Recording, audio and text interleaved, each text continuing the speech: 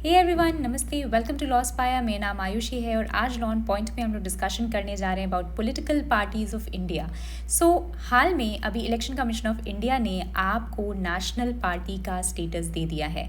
ठीक है, तो इंडिया में जो पॉलिटिकल पार्टीज़ हैं वो नेशनल पार्टी या फिर स्टेट पार्टी के लिए कैसे रिकग्नाइज़ होती हैं और कैसे डी रिकग्नाइज़ होती हैं और इलेक्शन कमीशन ऑफ इंडिया का इसमें क्या रोल होता है, ये सब कुछ हम लोग इस वीडियो में समझने की कोशिश करेंगे। सो विदाउट फर्दर अडू चलते हैं मेन मुद्दे के ऊपर। तो सबसे पहले हम लोग इलेक्शन कमीशन ऑफ इंडिया की नोटिफिकेशन को देख लेते हैं। ठीक है, इस नोटिफिकेशन के अंदर जैसे कि मैंने आपको पहले बताया, आम आदमी पार्टी को नेशनल पार्टी का स्टेटस दे दिया गया है। तो पहले ये स्टेट पार्टी थी और अब ये बन गई है नेशनल पार्टी। और all India Trinamool Congress, nationalist Congress party, CPI, communist Party of India, ये तीनों क्या हो गई हैं, अब ये स्टेट पार्टी बन गई हैं। ठीक है, तो ये पहले क्या थी, नेशनल पार्टी, और अब ये स्टेट पार्टी बन गई है, मतलब इनका डी रिकग्निशन हो गया है। उसके अलावा RLD, BRS, PDA, PMK, RSP, MPC, ये सब स्टेट पार्टीज हुआ करती थी और इनका अगेन डी रिकग्निशन हुआ है और ये बन गई हैं अनरिकग्नाइज्ड पार्टी, जिसको हम लोग बोलते हैं रजिस्टर्ड अनरिकग्नाइज्ड पार्टी। ठीक है, तो अब ये नेशनल पार्टी क्या होता है, ये स्टेट पार्टी क्या होता है और ये रजिस्टर्ड अनरिकग्नाइज्ड पार्टी क्या होता है, ये सब कुछ अभी हम लोग आगे वीडियो में देखेंगे। ठीक है, उससे पहले हम लोग ये देख लेते हैं कि अब टोटल नेशनल पार्टीज़ इंडिया में बची कितनी हैं, क्योंकि जैसे कि मैंने आपको बताया 3 पार्टीज़ डी रिकग्नाइज होकर स्टेट पार्टी बन गई हैं। ठीक है, तो अब कौन कौन सी नेशनल पार्टीज़ हैं, आम आदमी Party, Bharatiya Janata Party, Indian National Congress, Bahujan Samaj Party, Communist Party of India, National People's Party. ठीक है, तो ये अब 6 बची हैं नेशनल पार्टीज। ओके, अब हम लोग पॉलिटिकल पार्टी समझ लेते हैं। ठीक है, क्योंकि नेशनल पार्टी, स्टेट पार्टी या फिर रजिस्टर्ड अनरिकग्नाइज्ड पार्टी को समझने से पहले हमें ये तो पता होना चाहिए कि पॉलिटिकल पार्टीज़ होती क्या हैं। तो बेसिकली पॉलिटिकल पार्टी एक तरह की वॉलंटरी एसोसिएशन या फिर ऑर्गेनाइज ग्रुप ऑफ इंडिविजुअल्स होते हैं who share same political views. ठीक है, और वो जो पॉलिटिकल व्यूज़ शेयर करते हैं वो क्यों शेयर करते हैं, टू गेन पॉलिटिकल पावर, मतलब उनकी इंटेंशन क्या होती है, पॉलिटिकल पावर गेन करने की। ठीक है, और कैसे गेन करेंगे वो political power, through constitutional means. ठीक है, तो उनको कॉन्स्टिट्यूशनल मीन्स का यूज़ करना है पॉलिटिकल पावर गेन करने के लिए। अगर वो अनकॉन्स्टिट्यूशनल मीन्स का यूज़ करेंगे, जैसे मान लो कह दें कि हम तुम्हें गोली से उड़ा देंगे, हम ही तुम्हारी गवर्नमेंट हैं, ठीक है, हमारा राज यहाँ पर चलेगा, तो वो कॉन्स्टिट्यूशनल मीन्स नहीं हुआ। कॉन्स्टिट्यूशनल मीन्स क्या हुआ कि जो हमारे यहाँ इलेक्शंस होते हैं, ठीक है, चाहे वो लोकसभा के हों या फिर स्टेट असेंबली के हों, तो वो जो भी प्रोसीजर फॉलो होता है वो कॉन्स्टिट्यूशन के अंदर ही तो मैंशनड है। उसी तरीके से तो हम लोग इलेक्शन कंडक्ट करते हैं, उसी तरीके से तो हम लोग वोट देते हैं। तो ये हुआ कॉन्स्टिट्यूशनल मीन्स। और उसके बाद क्या है, who desire to work for promoting the national interest, मतलब उनके मन में नेशनल इंटरेस्ट होना चाहिए। अगर उनके मन में नेशनल इंटरेस्ट नहीं है तो हम लोग उसको पॉलिटिकल पार्टी के अंदर नहीं डिफाइन करेंगे। ठीक है, तो जितनी भी टेररिस्ट ऑर्गेनाइजेशंस हैं या फिर जितनी भी सेसेशनिस्ट ऑर्गेनाइजेशन है जिनका मेन इंटेंशन है अलगाववादी होने का, ठीक है, जिनको अलग होना है, देश को विभाजित करना है, तो वो सब पॉलिटिकल पार्टीज़ के अंदर नहीं फॉल करेंगे। ओके, अब किसी भी डेमोक्रेसी में क्या होता है, ठीक है, वर्ल्ड में जितनी भी डेमोक्रेसीज़ हैं उनमें 3 तरह के सिस्टम्स फॉलो होते हैं, सिंगल पार्टी, 2 पार्टी या मल्टीपल पार्टी। ठीक है, तो अब जैसे चाइना है, चाइना में सिंगल पार्टी सिस्टम फॉलो होता है। तो चाइना में कौन सी सिंगल पार्टी है, चाइनीज़ कम्युनिस्ट पार्टी। तो जी जिनपिंग जो हैं वो चाइनीज़ कम्युनिस्ट पार्टी के हैं। फिर यूनाइटेड स्टेट्स एंड ब्रिटेन में क्या है, 2 पार्टी सिस्टम है। यूनाइटेड स्टेट्स में रिपब्लिकन्स और डेमोक्रेट हैं और ब्रिटेन में क्या है, कंजर्वेटिव एंड लेबर पार्टी। और अपने भारत देश में क्या है, मल्टी पार्टी सिस्टम। यहाँ पर जैसे बीजेपी, कांग्रेस, सीपीआईएम, अब आप भी आ गई है, तो और वगैरह वगैरह बहुत सारी स्टेट पार्टीज़ भी हैं जैसे हमने पीछे देखा। तो इंडिया में मल्टी पार्टी सिस्टम हम लोग फॉलो करते हैं। ओके, तो ये था बेसिक्स अबाउट पॉलिटिकल पार्टी। अब जो नेशनल पार्टी होती है ना, उसकी प्रेजेंस क्या होती है, नेशनल होती है। और जो रीजनल पार्टी होती है जैसे स्टेट पार्टी, तो उसकी क्या होगी, उसकी प्रेजेंस रिस्ट्रिक्टेड होगी टू अ पर्टिकुलर स्टेट और टू अ पर्टिकुलर रीजन, मतलब 3 to 4 स्टेट्स में भी उनकी हो सकती है प्रेजेंस। तो जनरल पार्लेंस में ये डिफरेंस होता है नेशनल पार्टी और स्टेट पार्टी में। बट इसका लीगल क्राइटेरिया क्या है? तो जो लीगल क्राइटेरिया है उसमें ये है कि सबसे पहले तो पार्टीज़ को रजिस्टर करना होगा अपने आप को इलेक्शन कमीशन ऑफ इंडिया के पास, ठीक है। तो अगर उनको किसी भी पॉलिटिकल पार्टी को इलेक्शन लड़ना है, ठीक है, चाहे वो स्टेट असेंबली का हो चाहे वो लोकसभा का हो, तो उनको रजिस्टर करना पड़ेगा ईसीआई के पास जाके। और ईसीआई ने कुछ टेक्निकल गाइडलाइंस ले डाउन कर रखी हैं to recognise a party as a national party और अ स्टेट पार्टी, ठीक है। और अगर वो नेशनल पार्टी या स्टेट पार्टी के रूप में नहीं रिकग्नाइज करती है, लेकिन फिर भी आप रजिस्टर करते हो उसके पास जाकर, तो आप क्या कहलाओगे? रजिस्टर्ड अनरिकग्नाइज्ड पार्टी, ठीक है। तो 3 चीज़ें होती हैं, registered unrecognised party, national party या फिर स्टेट पार्टी।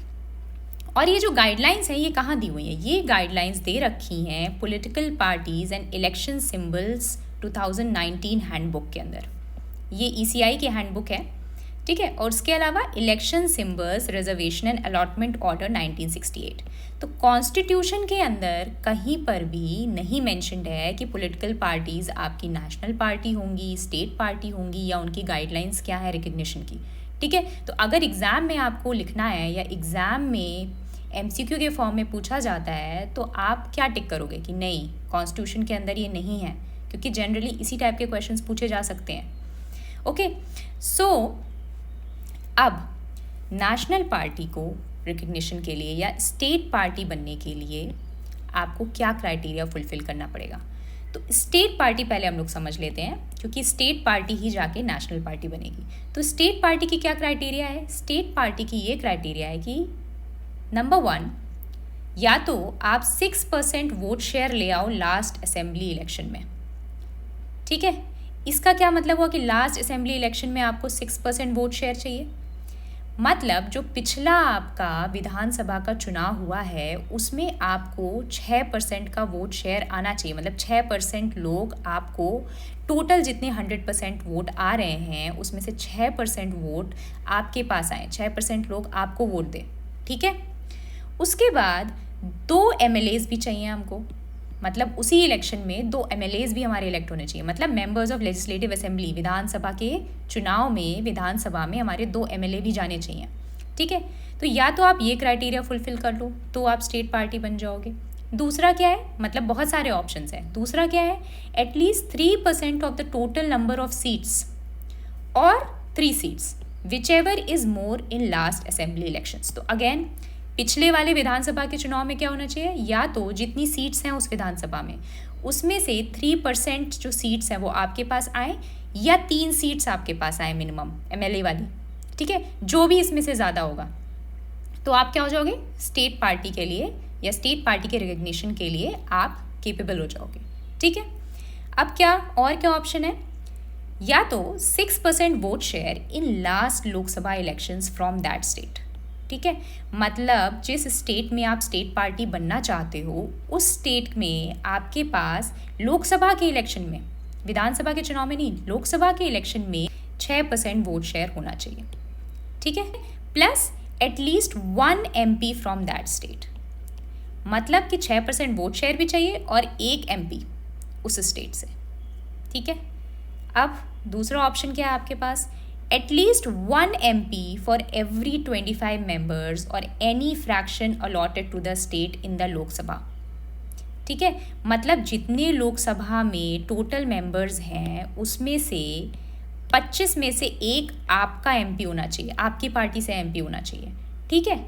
या फिर जितना भी फ्रैक्शन उस स्टेट को अलॉटेड है उस लोकसभा के चुनाव में, ठीक है। तो जितने भी स्टेट्स होते हैं उनको कुछ particular number of seats allot की जाती हैं इन लोकसभा, ठीक है, टोटल सीट्स में से, कि इस स्टेट से इतने मेंबर्स आएंगे, ठीक है। उससे ज़्यादा मेंबर्स उस स्टेट से नहीं आ सकते हैं किसी भी पॉलिटिकल पार्टी के, ओके। उसके बाद आगे ऑप्शन क्या है? Have at least 8% valid votes in last assembly और Lok Sabha election from that state, ठीक है। तो या फिर क्या है कि 8% वैलिड वोट्स या 8% वोट शेयर आपको मिले उस पिछले विधानसभा के चुनाव में या लोकसभा के चुनाव में उस स्टेट से, ठीक है। तो ये क्राइटेरिया हैं जो आपको फुलफिल करना पड़ेगा स्टेट पार्टी बनने के लिए, मतलब इसमें से कोई भी क्राइटेरिया आप फुलफिल कर सकते हो। ओके, अब नेशनल पार्टी के लिए आपको क्या करना पड़ेगा? तो सबसे पहले ये कह रहा है कि अगर वो पार्टी रिकग्नाइज्ड है इन 4 और more state as a state party, मतलब इसमें से कोई भी आपने फुलफिल कर लिया, ठीक है, इसमें से आपने जो भी क्राइटेरिया मेंशन है स्टेट पार्टी का आपने फुलफिल कर लिया, ठीक है। और ये जो फुलफिल किया है आपने क्राइटेरिया, ये आपको फुलफिल करना होगा 4 या 4 से ज़्यादा स्टेट में, तो आप बन जाओगे नेशनल पार्टी के लिए केपेबल, ठीक है। नेशनल पार्टी बनने के लिए, रिकग्नाइज होने के लिए आपके अंदर वो कैपेबिलिटी आ जाएगी। ओके, अब क्या है दूसरा ऑप्शन? क्या है?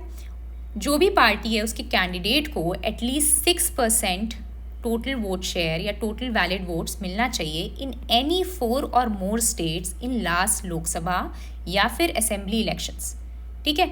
मतलब चाहे तो विधानसभा का चुनाव हो, चाहे वो लोकसभा का चुनाव हो, 4 से ज़्यादा स्टेट में, ठीक है, वहाँ के मतलब उस पार्टी के जो कैंडिडेट्स हैं उनको 6% का वोट शेयर मिनिमम मिलना चाहिए। ओके, प्लस क्या है? At least 4 MPs in last Lok Sabha election, मतलब चाहे वो असेंबली इलेक्शन हो चाहे लोकसभा इलेक्शन हो, उसमें आपको 6% वैलिड वोट चाहिए, ठीक है।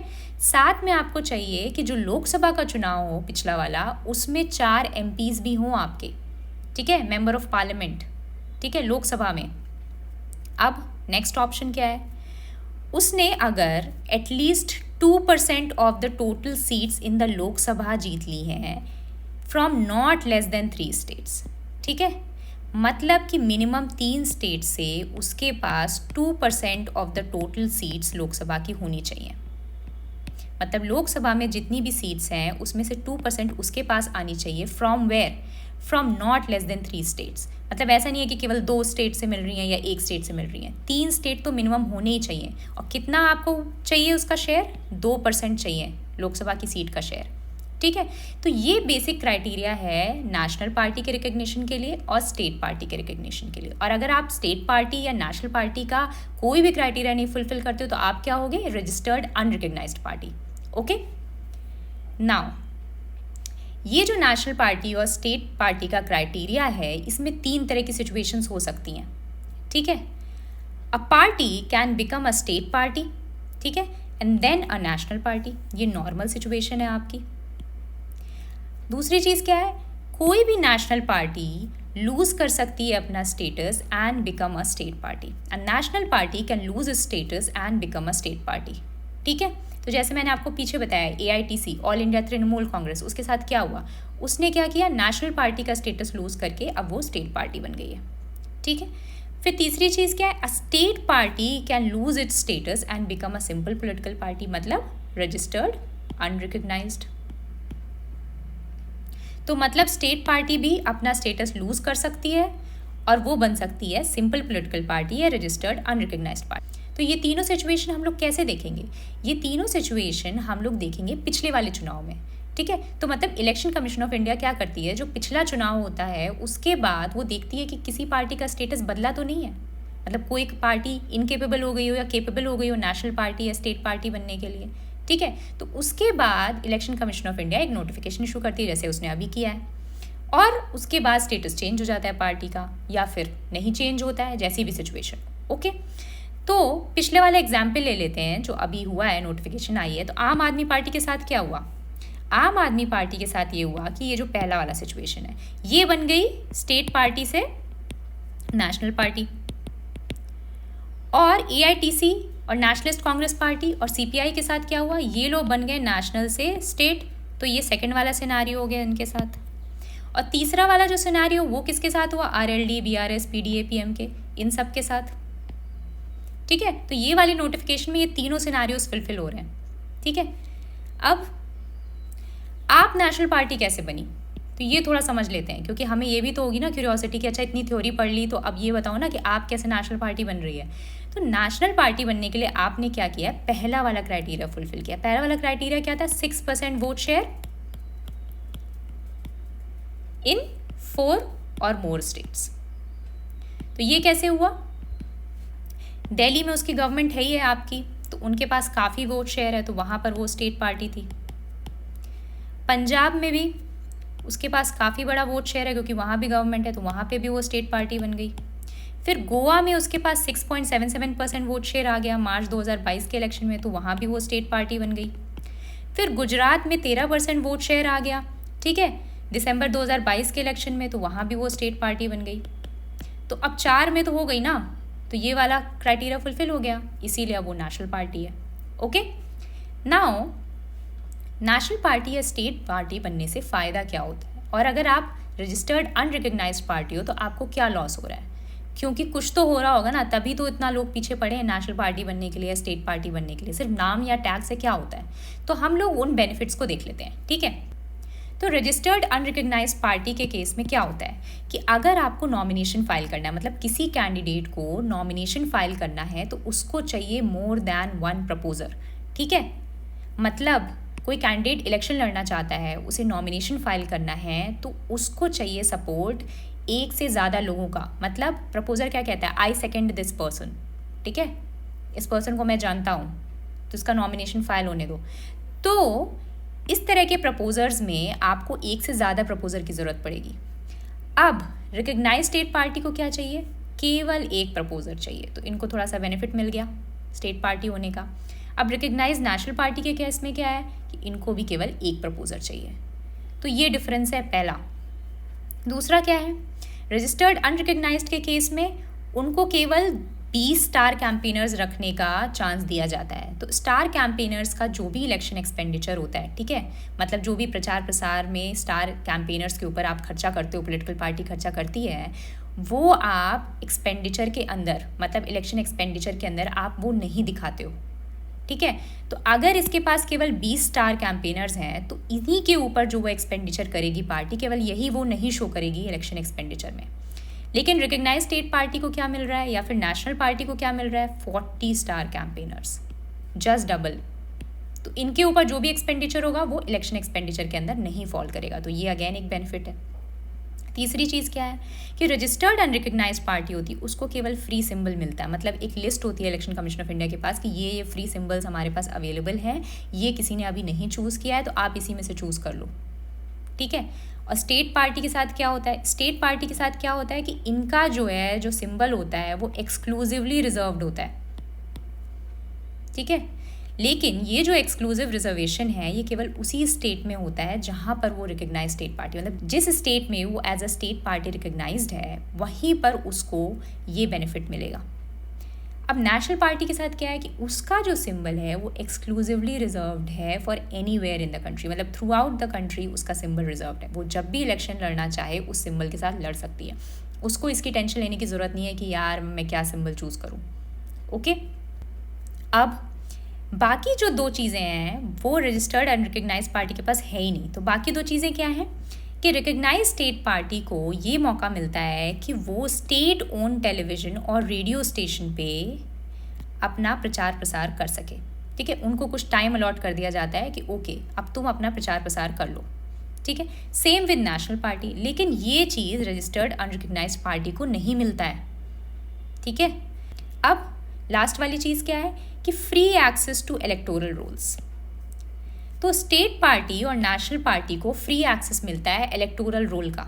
इलेक्टोरल रोल क्या होता है, जहाँ पर ये मेंशन्ड होता है कि इस कॉन्स्टिट्यूंसी में कौन कौन से वोटर्स हैं, ठीक है, एलिजिबल वोटर्स कौन कौन से हैं। अब उसमें से कौन वोट देता है नहीं देता है that is a different thing. तो इस इलेक्टोरल रोल का होने का क्या फ़ायदा है पार्टी के पास, वो जाकर उन वोटर्स के पास पर्सनल लेवल पे जाकर प्रचार प्रसार कर सकती है, ठीक है, उनको पैम्फलेट्स बांट सकती है, लीगल तरीका ही करेगी, इलीगल नहीं अलाउड है, ठीक है। लेकिन अब वो चीज़ रजिस्टर्ड अनरिकग्नाइज पार्टी के पास नहीं है, ओके। तो इस वजह से उनको ये बेनिफिट नहीं मिल पाता है। इसके अलावा भी बहुत सारे बेनिफिट्स हैं, बट ये मेन बेनिफिट्स हैं जो रेलिवेंट है, ठीक है।